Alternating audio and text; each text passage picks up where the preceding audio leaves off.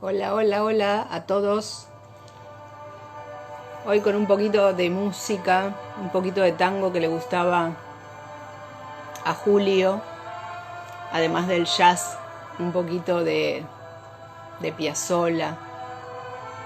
No sé si lo escuchan bien.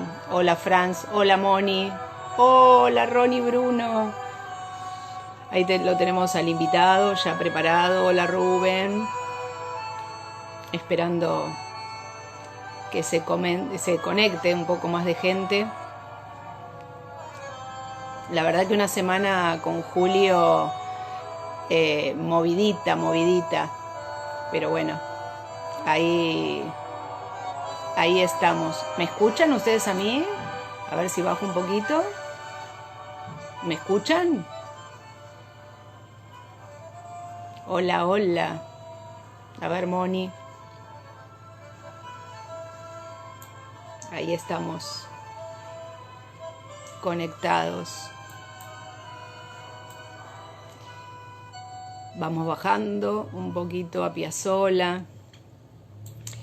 Y hoy me toca muy de cerca el texto que voy a leer. Eh, Algunos de los que están conectados lo recordarán. Y dice así, es un pequeño fragmento de un cuento de Julio. Entre las muchas maneras de combatir la nada, una de las mejores es sacar fotografías, actividad que debería enseñarse tempranamente a los niños, pues exige disciplina, educación estética, buen ojo y dedos seguros.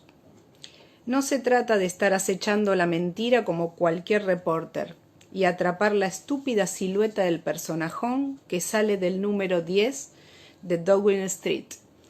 Pero de todas maneras, cuando se anda con la cámara, hay como el deber de estar atento, de no perder ese brusco y delicioso rebote de un rayo de sol en una vieja piedra. O la carrera a trenzas, al aire de una chiquilla que vuelve con un pan o una botella de leche. Michel sabía que el fotógrafo opera siempre como una permutación de su manera personal de ver el mundo por otra que la cámara le impone indiciosa. Las babas del diablo de Julio Cortázar. Un cuento que me llega muy de cerca porque habla puntualmente del fotógrafo. Ya lo comentaremos ahora con el invitado. Antes de darle la entrada a Daniel Fernández, al cual desde ya agradezco, voy a contar una pequeña experiencia muy cortázariana. Hoy tuve que hacer unos trámites a la mañana y esta curiosidad antes de volverme de ver si había negocios abiertos o no, acá en el centro de Adrogué, donde vivo, de repente un cartel gigante en un negocio que no existía, pero que no se llamaba así, decía Rayuela. Y entonces pensé, otra de las señales de Julio para seguir trabajando con él, otra de las señales para no soltarle la mano. Y ahora sí, amigos, Daniel Fernández, profesor de Lengua y Literatura, licenciado en Enseñanza de la Lengua, museólogo en Historia Argentina. Miren qué lindo. Y me escribió esto. Me enteré de la existencia de Julio Cortázar siendo casi un niño, albores de los 60. A los 16 comenzaron a inquietarme seriamente las historias de los cronopios y un par de cuentos leídos por ahí. Algo después cayó en mis manos Final de Juego y con él la adicción. La seducción de los premios y la violenta luz de Rayuela completaron rápidamente la vampirización. Ni el mundo ni la vida serían ya lo mismo. Durante toda mi juventud no quise ser otra cosa que un personaje de un cuento de Cortázar. Pero eso no se podía. Y no fue fácil entonces. Acá lo tenemos, amigos, el museólogo Daniel Fernández, al cual vamos a recibir, ahí lo tenemos, y al cual no recuerdo si nos conocemos personalmente, pero bueno, acá estamos. Se te Hola, escucha por aquí. ¿Cómo estás, Rox? ¿Cómo te va? Se te escucha, pero no se ve, ¿eh? Pero ahí te escuchamos. ¿Cómo te va, Dani? ¿Por qué no se me ve? Estas cosas que suelen pasar. eh, Ah, no sé si la gente te ve, yo no te veo, pero se te escucha igual, ¿eh? A ver, ¿querés que salga y que entre otra vez, Rox? A ver si... Como quieras. A ¿Querés ver, volver a entrar? vamos a probar. Sí, porque no sé por qué no. A ver, vamos a ver. Dale, dale. Y yo cuento entonces esto, ¿por qué de la señal de paso? ¿Por qué dije lo de Rayuela? Eh, Cuento un poquito mientras él vuelve a entrar. Cuando yo creé la muestra Cortázar en París, me pasó, no fue con esa intención, no fui con esa intención, sino que empezaron a aparecer cosas, ahí estás, Dani, empezaron a A ver, aparecer cosas en el estoy trayecto de mis días que tenían que ver con cada cuento o con algunos cuentos, con Rayuela, con algunas frases de él, que me llevaron a investigar un poquito y hacer la muestra. Por eso, y para mí fueron señales, y por eso la de hoy me volvió a llamar la atención. Dije, pero otra Rayuela más. Nos permite esto de jugar y no dejar, de que tenemos que jugar con él. Ahora sí, Dani, con nosotros. Ahí te vemos y te escuchamos. ahí nos vemos y nos escuchamos. Bueno, me alegro que hayamos vencido a la tecnología. Sí, no, bueno, lo que contás ahora de tu encuentro en la galería parece una escena de cualquier capítulo de Rayuela, entre Horacio Oliveira y la maga encontrándose por ahí de casualidad o no, y que como él dice, un encuentro casual sería siempre lo menos casual en nuestras vidas, ¿eh? Que lo define de esa manera. Bien, a mí primero bueno, la alegría de poder compartir este rato de hablar de Cortázar para todos los que nos hemos formado con él, los que hemos crecido con Cortázar, con la literatura de Cortázar, los que nos ha marcado la vida en plena juventud. Yo Claro, en esto soy un típico adolescente de fines de los 60, principios de los 70, atravesado por la literatura de Cortázar, por Rayuela y los premios y los cuentos y demás. Quería decirte que no, fundamentalmente el cuento que vos tomás, que tiene tanto que ver con lo tuyo, que es la fotografía, estábamos hablando entonces de Las babas del diablo, ¿eh? babas Es un del cuento, claro, es uno de los cuentos piramidales de Julio Cortázar, es extraordinario desde la historia, desde la forma en que está contada. Cortázar acá se alarde de una maestría en el relato, en la construcción del sí, relato, inusual, absolutamente inusual. Incluso creo que es una de las cumbres más altas de la narrativa de Cortázar. Y acá aparece esto de la fotografía. Cortázar era muy aficionado a la fotografía, y acá busca esta manera de, él necesita, fíjate vos que el cuento empieza planteando una dificultad. Nadie sabrá nunca, creo que dice, cómo va a ser escrito esto. cómo va a ser Esto, ¿qué es? escrito. Y dice esto, fíjate que tira ahí el pronombre demostrativo, que es algo que, ¿de qué me vas a hablar? Porque como que todo el cuento le estamos preguntando al narrador, ¿qué me estás contando? Claro. ¿Por, por qué no decís lo que tenés que decir? ¿Cómo digo Y esto? ¿Cómo cuento claro, esto? ¿cómo digo esto? Pero ¿qué es lo que querés decir? Porque mientras no sepas qué es esto, no lo vas a decir. Luego vamos a ver qué pasa con este personaje, con esta Claro. historia increíble. Vos sabés que hay una película que se llama Blow Up, que fue hecha por Michelangelo Antonioni, allá en los Mira, 70. sí, de eso quería contar algo porque hasta ahora en estos días no lo conté. Con Silvia Bonfiglio tenemos un laboratorio que surgió en realidad acá en Buenos Aires y después lo hicimos en Uruguay, que está Mónica conectada ahora, donde tomamos esto que acabas de contar. Yo conocía mucho y lo daba en mis talleres el trabajo de Sergio Larraín, un fotógrafo chileno, que es el que saca la foto famosa, que se la muestra a Julio en París, Y a partir de allí, Julio se lo comenta a Antonioni, y no solo surgen las babas del diablo, sino surge Blue Up, que después gana Sí, el premio Cannes, ¿no? En el 69, la Palma de Oro. Así que tiene sí, todo mucho que ver esto. sí. Claro, claro, la revelación de... Bueno, en el comienzo de la película hay un texto que dice, leyendo un cuento de Julio Cortázar, bueno, donde Antonioni explica esto, ¿no? Lo hace público. Y el tema del blow up, que es una ampliación, ¿verdad? En el término de la Exactamente. fotografía. Y claro, cuando ampliamos las cosas como para verlas de otra manera. Esta Es, dificultad que se plantea al principio, cómo será contado esto, en el segundo párrafo incluso dice, si es que va a ser contado, porque si como es que va a estar todavía... con, tengo todo acá, sí. Claro, y dice, a ver si se pudieran inventar formas del lenguaje que no existen, simultaneidades, yo, nosotros fueron. No, no se puede decir eso, o es yo o somos nosotros, o es él. Entonces es como que encuentra que el lenguaje ofrece una limitación, de hecho, que es lo sucedáneo, una cosa después de otra. No podemos decir dos palabras a la vez ni emitir dos sonidos a la vez. Lo simultáneo, el acorde que podemos tocar en un piano, dos o tres notas a la vez, no lo tenemos en la lengua. La lengua es fatalmente sucedánea. ¿Y él qué necesita? Necesita simultaneidad, porque está contando dos cosas a la vez. Exactamente. La imagen, porque en la imagen yo simultáneamente puedo ver todo lo que quiera, independientemente de que después haga un detalle sobre alguna cosa. Si yo miro dos pinos, a la vez estoy mirando dos pinos.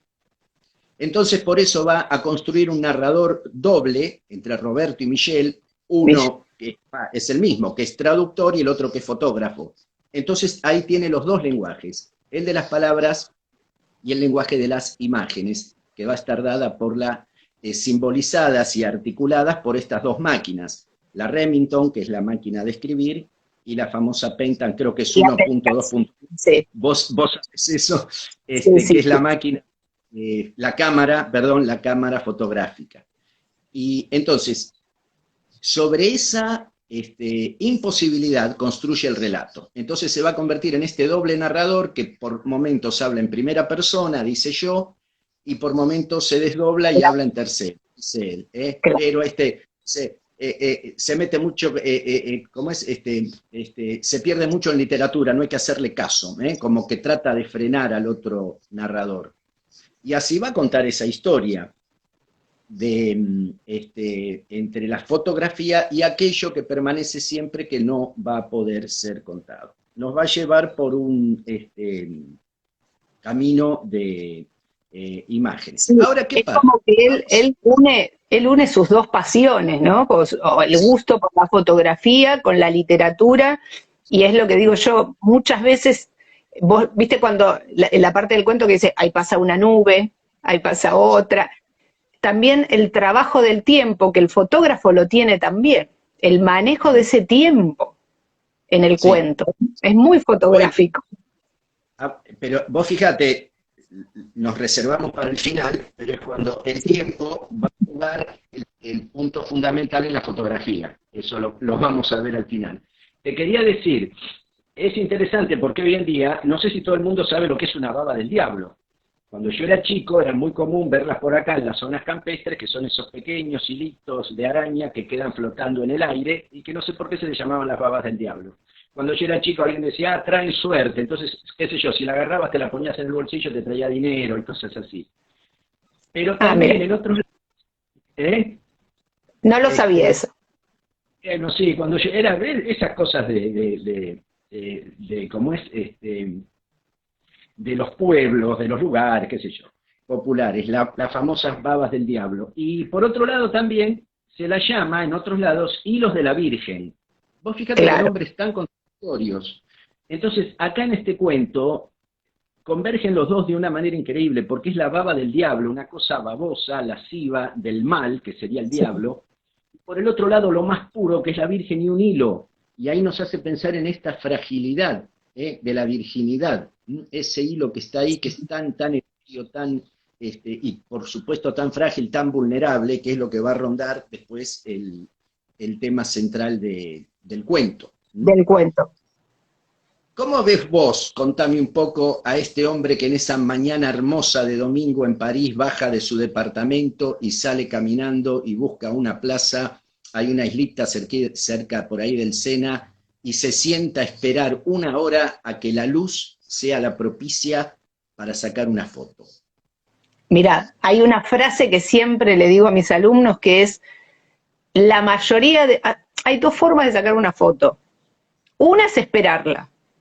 Yo tengo una foto icónica que la uso de ejemplo para esto, que creo que la esperé, tiene que ver con la intuición y las ganas, ¿no? Más allá de la cámara, y la pasión, creo que la esperé más de 10 horas, esa foto.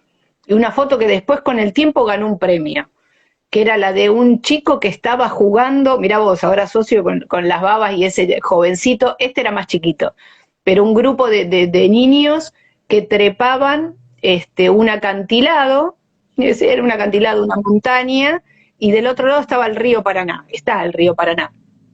Y ellos jugaban y se caían y jugaban y se caían. Y yo estaba con una amiga que habíamos ido a hacer un trabajo, digamos, bastante fotográfico, pero desde lo documental, a Corrientes, y ella se metía en el río y salía, y me decía, ¿qué haces? Estoy esperando la foto.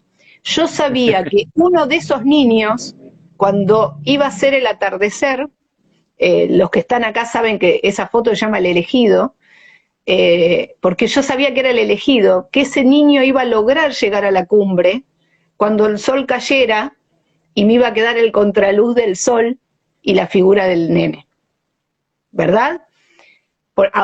Si te lo traslado a París, sería, yo esperaba que él apareciera, o la maga me apareció 3 veces. 3 veces me Ah, apareció. Pero la otra forma es lo que yo llamo la creación, digamos, lo que te nace de adentro, es ese fuego que vos tenés y que te lleva a decir, ¿qué es lo que a qué le quiero sacar? Por ejemplo, al Sena, o a la casa de Cortázar, o a la tumba, que fue lo que más me costó sacarle por llegar, ¿no? Hasta la tumba. Y la segunda pregunta es, ¿por qué le quiero sacar? Y ahí te sale esto de el fuego que tenés adentro, que tenés que descubrir qué es lo que te emociona, qué es lo que te provoca que vos le quieras sacar a eso y no a otra cosa, sí. ¿no? Y después la tercera pregunta, que es, bueno, ya sé que te quiero sacar a vos, que le quiero sacar a Daniel. ¿Qué es lo que me provoca a Daniel para que yo le saque un retrato? Y lo tercero sería el cómo, o sea, la técnica, cómo le saco. Porque ahí sí tengo que esperar esto que digo yo, que el sol caiga atrás del niño, atrás de la cumbre, que la tumba de Cortázar tenga determinada tipo de iluminación para que no me quede ni tan tétrica, ni tan iluminada, porque yo cuento con luz. Yo siempre digo lo mismo, mira, hay una frase que ahora, no es que la aprendí, la escuché hace menos de un mes con el fallecimiento de un fotógrafo argentino, que decía, una cosa es la imagen y otra cosa es la fotografía. La fotografía tiene que tener sujeto, verbo y predicado. Si vos no contás una historia para que al otro lo provoque, lo que sea, y el mensaje no llegue, no es una fotografía. Es una imagen que puede ser un icono promocional, publicitario, lo que sea. Pero la fotografía te tiene que contar una historia. Así que eso es lo que... Y allá me pasó esto que conté al principio, que empezó a aparecer él con Autopista del Sur, cuando me quedé varada, después con Casa Tomada, después estando en el barrio donde él vivía. Y vos decís, esa es la provocación. Ahora, ¿qué hago con esto? ¿Viste? Es esto muy Cortázar. Claro, bueno, a todos los que nos pasan esas cosas a veces, sí, que ya sabemos, bueno, Cortázar lo describe bien, ¿no? Tema de cronopios, etcétera, pero hay que estar, ¿cómo se dice? Este, ya Abierto y sabiendo, preparado. sabiendo que es así. Bueno, teníamos entonces al fotógrafo y acá vienen unas descripciones hermosas, cuando ve al muchacho, ve a la mujer que lo está abordando, este muchacho adolescente, casi 14, casi 15, dice Cortázar, temblando, inseguro, y parece que la mujer, pretendiéndolo, una mujer mayor, atractiva, etcétera, Y el narrador se detiene en el chico y empieza a pensarlo, a imaginarlo. Ya se debe estar, está bien alimentado por sus padres, pero no tiene plata. Se debe haber peleado un par de veces con algún amigo por una novia, por una idea, y debe pensar qué lindo podría ser tener dinero y llevar a alguna de las condiscípulas al cine, dice, o comprar corbatas, o comprar novelas, o comprar esas botellas de licores de etiquetas verdes y blancas. Esta hace una configuración de ese deseo de adolescente, que siempre me llamó la atención en Cortázar cómo describe estas cosas, ya sea de la adolescencia o incluso de la infancia. Y acaba de sacar esa foto. Se olvida del edificio que quería fotografiar y como vos decís, le apareció la otra foto. Claro. Y en el momento de disparar, el sonido que producen esas cámaras hermosas, yo me acuerdo siempre porque mi hermano tiene una, mi hermano vive en España y él saca fotos, yo no saqué una foto en mi vida, y siempre me encantaba porque el disparador, después me acuerdo el nombre, una alemana, hace un ruido increíble, un ruido de engranaje fuertísimo y hermoso, por otro lado, ¿no? Parece un tiro. Y claro, ahí viene el problema con la gente, que se asusta, que sale un tipo que estaba en el auto, etcétera, etcétera, y tiene el problema. Muy bien, bárbaro. Pero él sacó la foto, resuelve el asunto ahí y se va. Y se olvida, sigue con la traducción de lo que estaba haciendo, hasta que va a revelar el rollo y se había olvidado, entre otras fotos que había sacado estaba esa. Y por alguna causa, que es lo que no sabe en todo el cuento, le llama la atención y la mira y le parece que descubre otras cosas. Entonces dice, ¿qué hay acá? Y entonces el procedimiento del blow up. Hace creo que en esa época incluso se sacaba otra foto con una película especial que permitía ampliar más sin que se rompa el Claro, punto. era la época de la analógica, claro, sí, sí, sí. Exactamente, sí, sí. Sí, me acuerdo que hablamos con vos cuando Silvia Bonfiglio, nuestra amiga, presentó el libro Manta, Ah, estuvimos sí. charlando, yo te pregunté si todavía había fotografía analógica. Bueno, entonces la amplía y ¿qué ve? Hay otra cosa, había alguien escondido, ¿eh? Estaba este hombre que le llama el payaso enharinado, que viene a ser el diablo, que estaba escondido y que realmente era el gran protagonista de la escena. La mujer esta Exacto.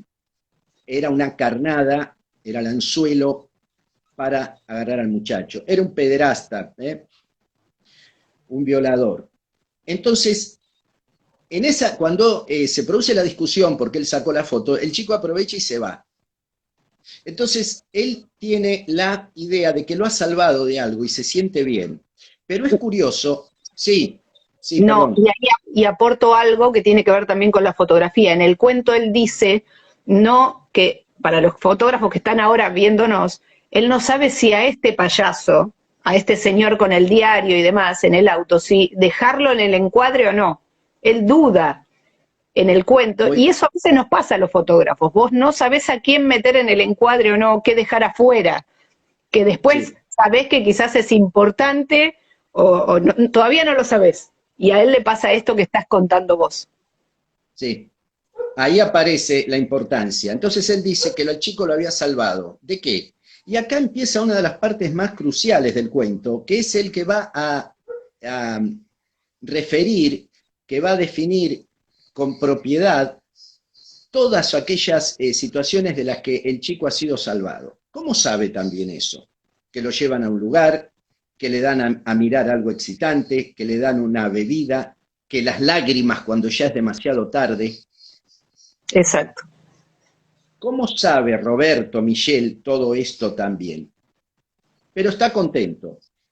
Y esta ampliación grande, que ya sería, hablando con lenguaje de la época, un póster, lo pone en la pared. Y lo está mirando. Es una foto. Mientras él sigue escribiendo en su máquina de escribir, como Cortázar, que siempre escribía a máquina, ¿no? Él escribía a máquina. Y de repente, ¿qué pasa? Mira la fotografía y la fotografía se convierte en una película. Las imágenes entran a tomar movimiento. apareció el tiempo, apareció el elemento tiempo, una cosa detrás de otra. ¿Qué es? Entonces aparece eso, y él ve y mira y dice, pero ahora no puedo salvar al muchacho, yo no me puedo meter en la película. Entonces se acerca aterrado y ve que este hombre ahora se acerca a la cámara, lo mira a él con ojos de demonio y abre la boca y ahí dice, y rompí a llorar como un idiota. Estalla en un llanto. Claro, lo que se desencadenó fue el recuerdo de una experiencia que él había pasado y la tenía bloqueada desde siempre, y esa fotografía es la que esas cosas que no se cuentan nunca, que se guardan para siempre, y ahí la dificultad de contarlas con lo que empieza el cuento. Y al final explota. La máquina, lo que se empieza a mover no es la fotografía, es la máquina de su recuerdo que estuvo parada durante 30 años. Exacto. Más, ¿no? Y ahí estallan, y entonces es el grito, el llanto. El llanto, lo que había, quizás haya sido para él la catálisis finalmente que lo libera. Yo creo que sí. Claro, y después que en el lugar que estaba el póster ahora es un agujero, es como una ventana donde se ve solamente el cielo, que pasan las nubes y de vez en cuando alguna paloma y de vez en cuando algún gorrión. Y termina, claro, y nos termina con esta intriga, ¿no? Empieza diciendo, yo que estoy muerto, y dice, bueno, no es que sea una broma esto. ¿Muerto de qué? ¿Murió aquel que había estado toda la vida bajo el efecto terrible de ese bloqueo? De eso de lo que no se podía hablar, que no se podía decir. Exactamente. Claro, y que ahora, y si ahora puedo contarlo, como que, bueno, ahora, recién ahora, por este mecanismo que permitió que siempre algo aparece y que se desbloqueara el asunto gracias, en este caso, y acá volvemos al principio, la simultaneidad, porque simultáneamente lo que él estaba viendo ya lo había vivido. Claro, claro.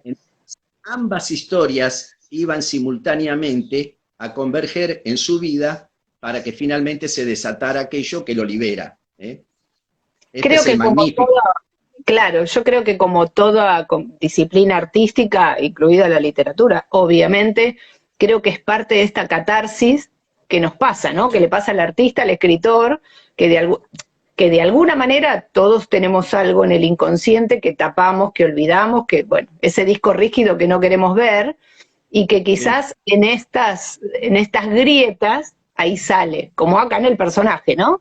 Esta cosa sanadora, para mí es sanador esto, por eso él dice, murió ese, ¿no? Sí, sí, sí. Sí, sí, Creo sí. que Hay quizás esa salvación que dice, ahora el chico no lo podía salvar, pero quizás se salvó a él, porque en esto siempre, sea como sea, siempre es mejor saber que no saber, porque lo otro nos va a llevar siempre al error. Exactamente. Y es siempre el ocultamiento que no hay nada que se pueda ocultar, fatalmente va a salir a la luz. ¿Qué es lo que digo yo a veces en las fotos? Y me pasó con esto de Cortázar, lo digo muchas veces. El 90% de la muestra está hecha en blanco y negro, porque es lo que yo sentí, ¿no? Que él, en este exilio, autoexilio, vivencia, como lo querramos llamar, yo creo que sentía esta cosa que en el primer encuentro estuvo, que creo que está conectada ahora, Pepa Luna, que es una actriz y cantante española, hizo un paralelismo, ¿no? Con él, con respecto a su estadía acá, en sus vivencias acá en Buenos Aires, el destierro de alguna manera, ¿no? Cómo va creando de otra manera, a que cuando uno crea y está en su tierra, con su gente y demás. Pero a mí me parecía la angustia de él, más allá de que yo estuve en la época del atentado en París, entonces estaba todo muy temeroso, todo gris, todo oscuro, era todo un tema. Y por otro lado, creo esto en que le digo a mis alumnos, y me incluyo, que uno cuando hace fotografía, también en esa decisión que tomamos de cómo vamos a sacar la foto y el por qué, están nuestros blancos, nuestros negros y nuestros grises. ¿Y qué es lo que nosotros queremos desenfocar de las fotos? Y yo quiero desenfocar algo porque quiero que algo sea dudoso para el espectador. Y si oscurezco una parte, o a propósito saco una parte más oscura, que es parte del ocultamiento de algo inconsciente o consciente, ¿eh? No, puede ser cualquiera de las dos cosas, de lo que quiero ocultar.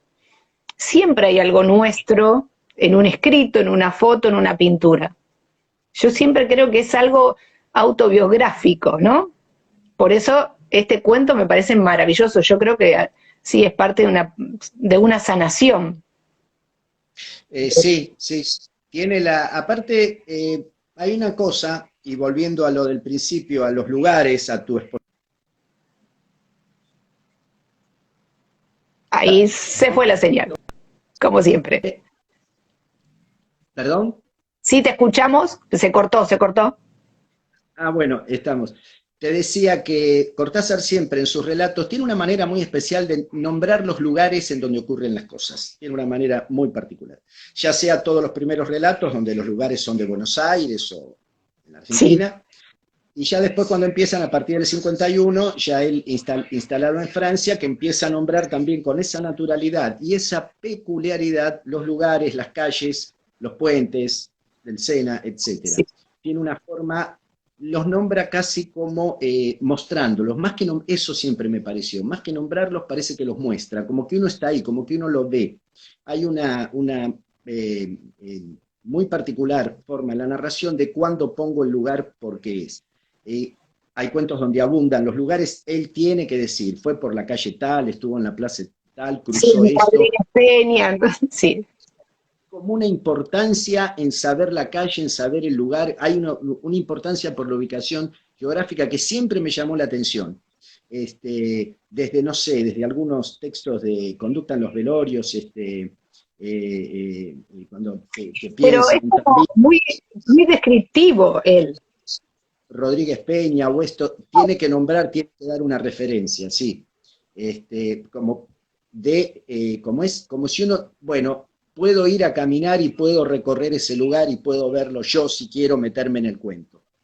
Claro. Sí, No, que decía, y es muy descriptivo porque ayer hablando, que al final, bueno, después fue más cortito lo de Dietrich, Casa Tomada, te sí, sentís como que él tiene una filmadora y vos vas caminando por esa casa y yo que me siento muy identificada porque no solo estuve viviendo ahí en París en una casa muy parecida, sino que la casa de mis abuelos era así, pero él te va relatando y es una película, vos vas caminando por ese pasillo, por ese, ¿entendés? sí. Yo creo que es el escritor que más está unido a la fotografía y al cine. Mirá lo que te digo.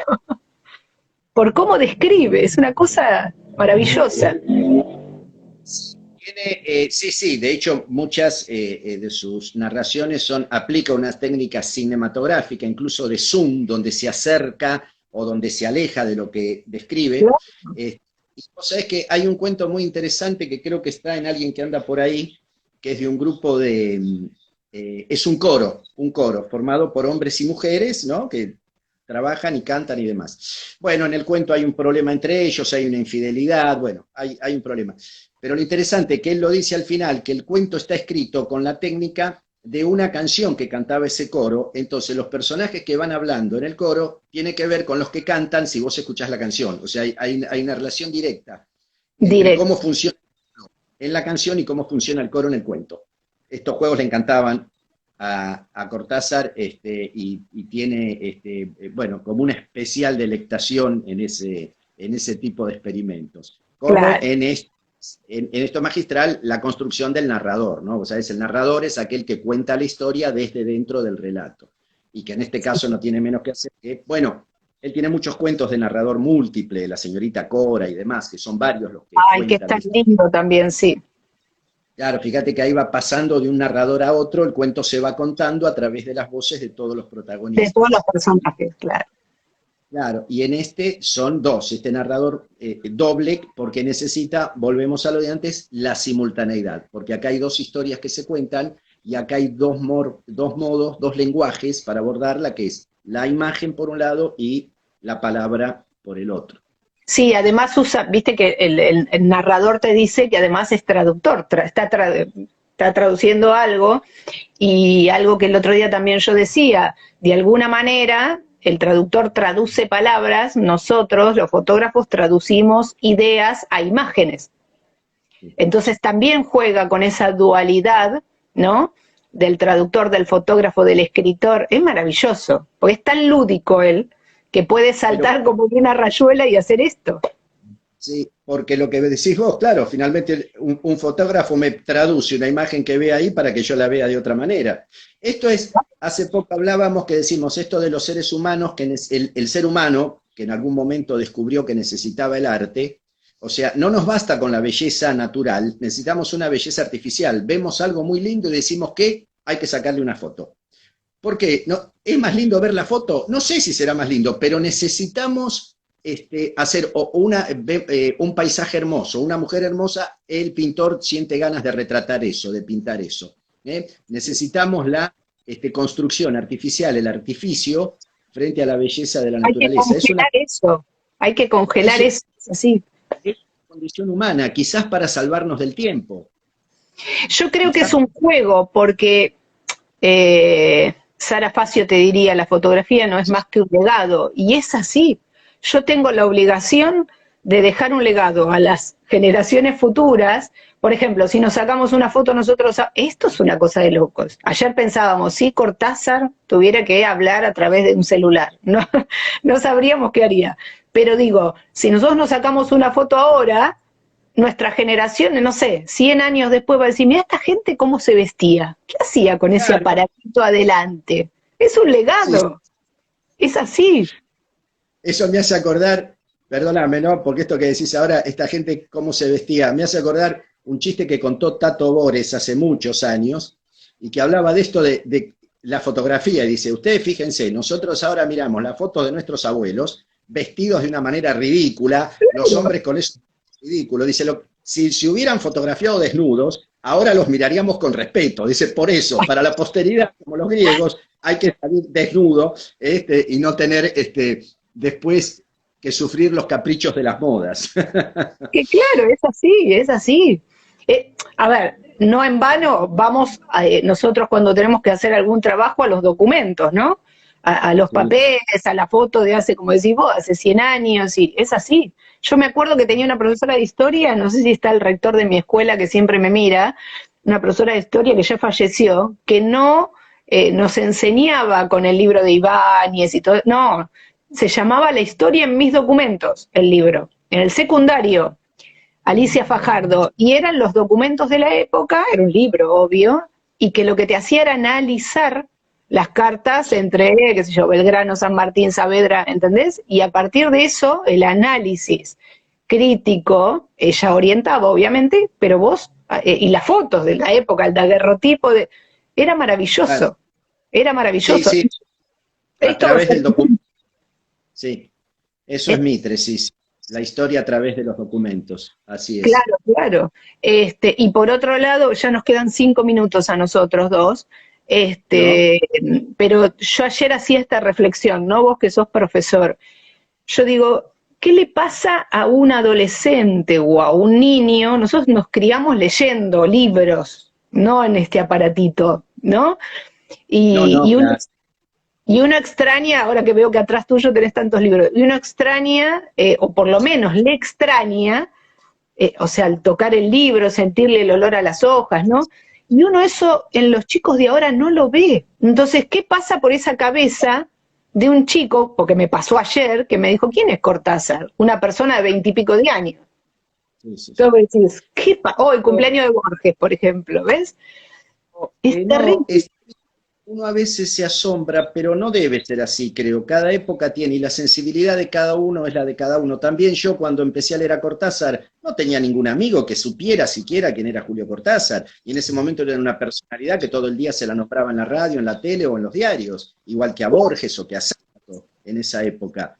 Pero uno, la Sí, verdad, es que yo tenía 2 o 3 años después conocí un amigo que también leía, entonces sí, tuvimos esas amistades de sangre de la adolescencia porque compartíamos cosas que no podíamos compartirlo con nadie más, no era fácil, y no es fácil claro, tampoco. Pero el tema del soporte, claro, yo me acuerdo cuando era chico que la gente, soy de los que empieza su infancia con la televisión, decían, claro, ustedes ahora tienen esto, y bueno, pero nos tocó esto. claro, sí.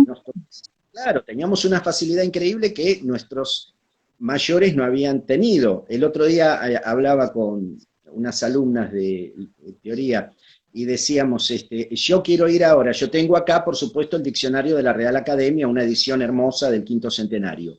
Pero si estoy apurado, aprieto en Google y busco la palabra. Obviamente, quiero sacar el libro, es pesado, me encanta abrirlo, sentirle el olor, tocar las hojas, sí, pero no podemos pretender tampoco que eso lo compartan todos, porque otros, a ver, yo tengo muchos problemas por ahí para poder conectarme este, por alguna red social o eso, y tengo que pedir ayuda a algún joven, porque solo Totalmente, totalmente, sí. nos, nos tocan esas épocas, ¿no? Y para terminar, si querés, hablando de esto de época, hay una linda anécdota de Cortázar en La Vuelta al Día en 80 Mundos, en donde un reportaje, alguien le pregunta en el siglo XX, ¿no? ¿Cuáles fueron las cosas más importantes que piensa que fue testigo? Y Sí, dice, señora, yo creo que fui testigo de dos elementos fundamentales: el nacimiento de la radio y la muerte del box. Porque también le gustaba mucho el box y sí, sí. decía que ya no había actores como antes, en ese momento, que cualquiera de ahora piensa que le gusta el box, que era la época gloriosa, el renacimiento del box, donde estaban todos. Entonces había visto cómo nacía la radio, algo nuevo y hermoso, y había visto cómo se había ido algo que era para él, que ya no estaba, porque el Que ya box no no era sé. como antes. Pero fatalmente estamos atados a ese tiempo todos. Sí, sí, tal cual. A mí me costó no solo el celular, sino la era digital para la fotografía. Yo extraño el olor a los químicos en el laboratorio. Es así. Y me costó, en serio lo digo. Trabajaba con un amigo que él fue el primero que se compró una digital profesional y me dijo, deja esa Nikon. Yo tenía una Nikon, pero igual a la que tengo ahora, pero de rollo. Y me dijo, sale acá. Y me la dio en la mano y yo dije, ¿y qué hago? Te estoy hablando del año 2006, 2007. O sea, no hace tanto, que fue cuando surgió todo esto, ¿no? En el 2004 empezaron las cámaras chiquitas y demás. Y era esto, era el cachetazo que te da la vida y decir, y sí, cambia todo, como la pandemia, que te va cambiando y estás encerrado acá. Es así, y trabajás a través de esto. Es así, Pero pero bueno, bueno. no es tan malo esto, chicos. No, no, no, no, no, no, no, tal cual, tal cual. Bueno, Daniel, mil gracias. Gracias a Para mí es un placer homenajear a Julio y que venga gente que sabe obviamente más que yo de él, a la gente que lo haya conocido o que sea descendiente, porque toda esta semana tenemos gente que tiene mucho que ver con él en su vida de Chivilcoy o de, bueno, o de acá de Banfield. Muchísimas gracias y creo que nosotros dos nos vemos dentro de un rato en el otro, ¿no? En el bueno, clandestino, pero bueno, bueno, acá cómo no, estamos. muchísimas gracias. Hasta Muchas luego. gracias. Hasta luego. Ahí está Agustín. Bueno, gente, ¿qué les pareció? ¿Qué les parece lo que sabe este hombre, no? Lo que sabe este hombre. Antes de poner clic en el nuevo invitado, no sé si, a ver, no sé si contar la historia de cómo lo conocí, porque la culpa de que yo haya conocido a esta persona se acaba de conectar. Se llama Agustín Colaric. Entonces, bueno, a ver, vamos a ver si está el próximo invitado, que no lo veo por ahí, si no empiezo a contar. A ver, Edgardito, ahí estás. Edgardito, no te encuentro por acá. A ver si entras. Edgardo Troiano. Mientras él pide la solicitud, porque no lo puedo invitar, no me sale a mí. Edgardo Troiano lo conocí estando yo en Mar del Plata, con la muestra Cortázar en París, en una galería de arte, y un día, una noche, como a las 2 de la mañana más o menos, recibo un llamado de un señor que está ahí conectado, que se llama Agustín Colaric, que en su momento era director, mientras lo invito acá, Edgardo, ahí estamos, eh, y me dice, no te vayas de Mar del Plata, y venite sería enfrente del Torreón, me dijo, que hay una persona que te quiere conocer. Y entonces le digo, pero ¿quién me quiere conocer? El señor Edgardo Troiano te quiere conocer y te quiere hacer una propuesta. Así que yo corté el teléfono a las 2 de la mañana y este caballero que está ahí me citó a la otra mañana a las 10, no nos conocíamos, y a partir de ahí empezó la aventura Cortázar en París, en Ivo Café en Mar del Plata, y una amistad que perdura todavía. ¿Cómo le va, caballero? Ahí está tomando algo. ¿Cómo le va? Sí, estoy tomando algo feo. Me imagino, me imagino. Acá, Bueno, Edgardo, acá me decían que es para la voz. Le digo, claro, le digo, pero también puede ser un té con miel. Bueno, pero no es lo mismo. no, ¿no? Yo tengo un caramelito acá de miel y mira vos ahí tomando. ¿Qué Bueno, así que tal, Ro? bien, bien, acá haciendo un homenaje al famoso Julio que no me suelta la mano, Edgar. Así que como esta semana cumpleaños, entonces estamos haciendo homenaje a él con toda la gente que lo ha conocido o lo ha atravesado. Pero Sí, estaba contando cómo nos conocimos nosotros. y sabés también quién cumple años hoy. Este, hoy, ¿no? Borges, Borges, sí, lo dije recién, sí. otro, otro grande, y también otro grande muy, muy conectado también a la cultura francesa, ¿no? Y amante del tango también. Y amante del tango. Borges hizo una milonga, eh, o sea, hizo la letra y la música nada más y nada menos que Astor Piazzolla, una milonga campera bellísima, bellísima, que se llama Jacinto Chiclana, Jacinto Chica. basado, claro, basado en la historia de un personaje, de un malevo, ¿no? De un malevo del 1900, Jacinto Chiclana. Y Borges le hizo una letra hermosa y la música de Astor ni te cuento. Maravillosa.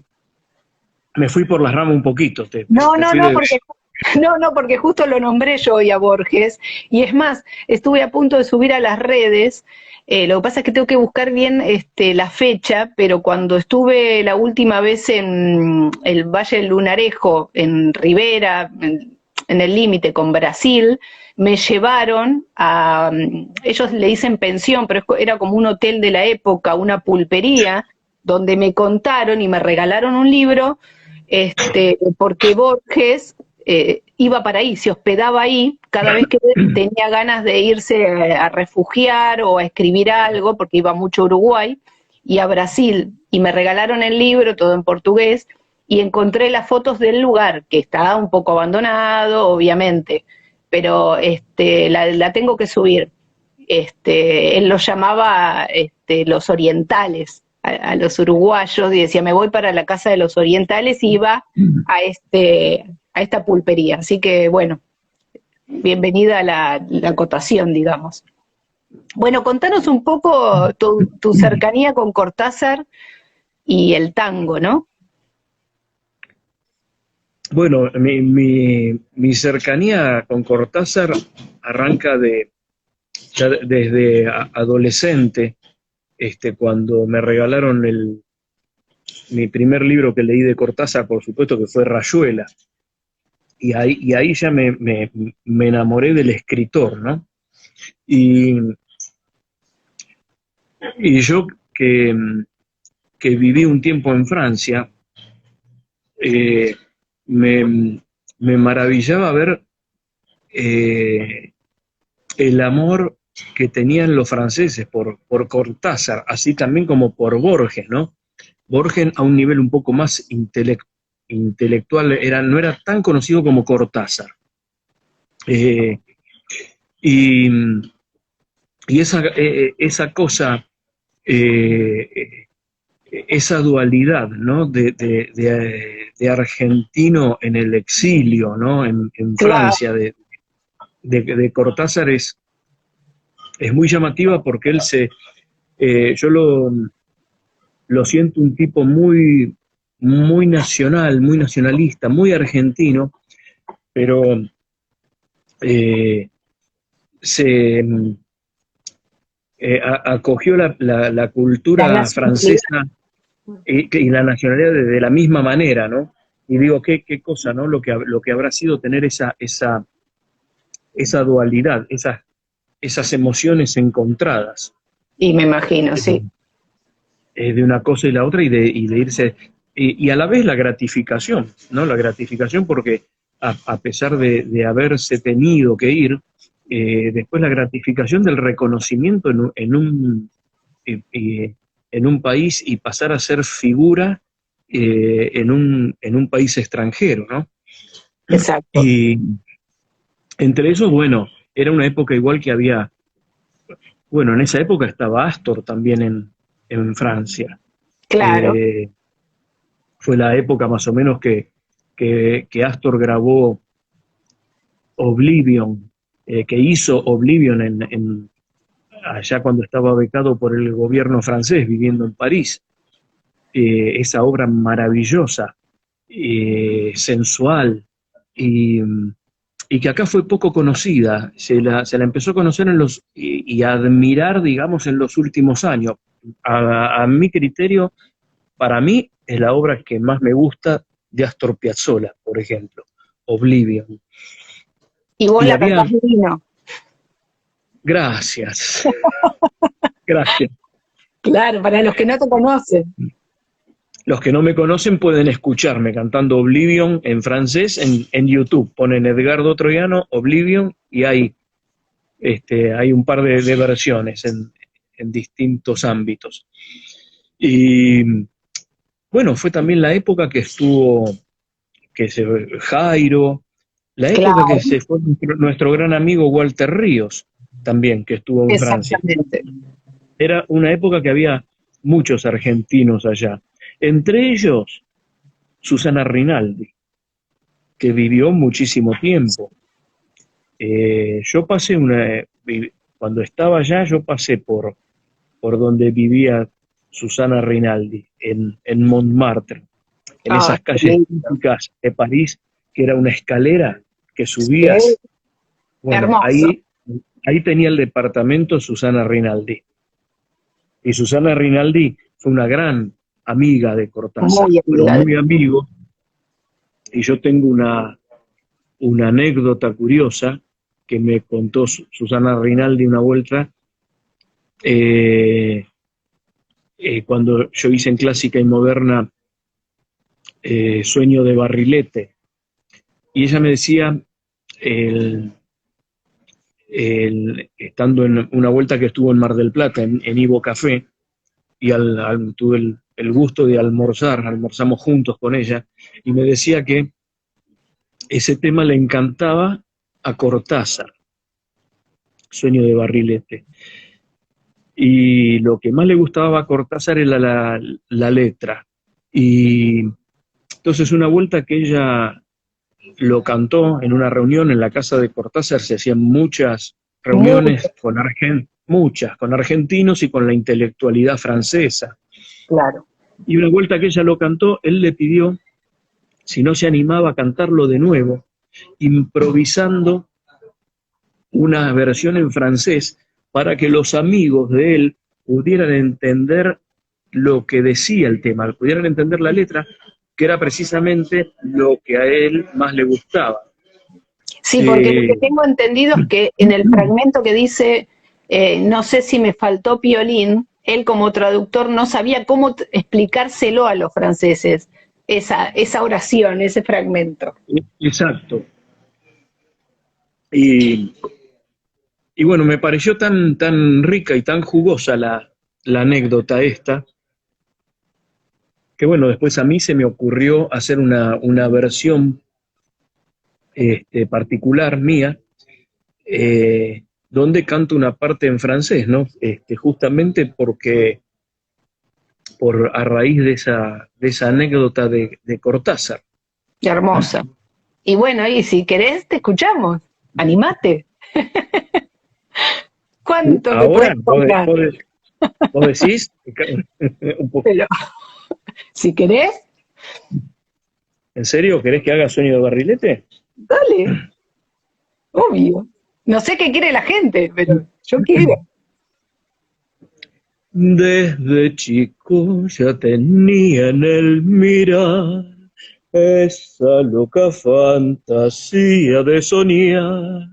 Fue mi sueño de purrete, ser igual que un barrilete que elevándose entre nubes con un viento de esperanza, sube y sube. Y crecí en ese mundo de ilusión y escuché solo a mi propio corazón, mas la vida no es juguete y el lirismo es un billete sin valor. Yo quise ser un barrilete, buscando altura en ideal, tratando de explicarme que la vida es algo más que darlo todo por comida. Y he sido igual que un barrilete al que un mal viento puso fin. No sé si me faltó la fe, la voluntad, o acaso fue que me faltó violín. Enamoré, solo tuve decepción. Regalé por no vender mi corazón. Hice versos olvidando que la vida es solo prosa dolorida que va ahogando lo mejor y abriendo herida. ¡Ay, la vida! Y hoy me aterra este cansancio sin final que hizo trizas mi sonrisa, mi ideal. Cuando miro un barrilete, me pregunto aquel purrete, ¿dónde está? Je voulais être un cerf-volante, cherche notre idéal, en expliquant moi-même que la vie c'est quelque plus que donner tout pour le repas. Je voulais être un cerf-volante qui un mauvais vent donnait la faim. Je sais pas si m'y tombé les fois, la volonté peut-être aussi que m'a manqué.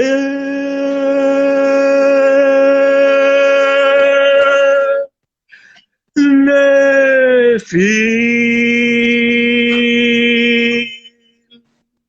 Ay, te aplaudo yo, no sé si la gente, si se escucha, yo tengo la posibilidad de aplaudir. Qué genio, qué genio. Me encanta, me encanta. Cortázar estaría contento, contento de esto.